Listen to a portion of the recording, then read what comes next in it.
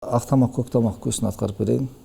Ошо эл алдында көп ойноп жүрөм, ошол күйүнү казак менен айтышканда да ошол күү көп аткарылат. Бул Ақтамақ көктамақ деген эки чымчыктын баяны болот да, кичинекей окуясы.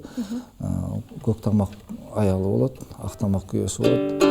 Анан таласта кең кол дарыянын жээгинде бир чынар теректин башында уяда жашашат экен да. Анан аялы биз бул салкын жер болот экен, таласың мөмө жемиш деген жакшы көп өсө бербейт экен.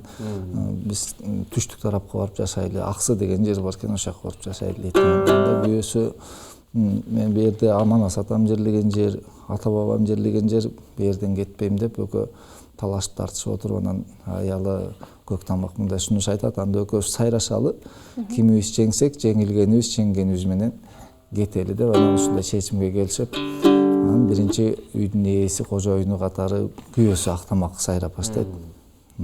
Анан бул күйдө дагы атай атабыздын чоң чеберчилиги ошо эки кушту баянын айтып атат, ошо куштарды сүрөттөп ойнойт да. Мисалы терген жерлери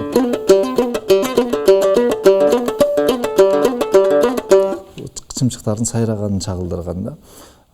Эркегин эркектей, аялын аялдай кылып, анан кол ойноткон жерлеринде баягы канат каккандары, ар кандай бир ошол окуянын ичинде болуп аткан нерселер кол менен дагы, үн менен дагы сүрөттөгөн да. Сүрөт менен дагы, үн менен дагы.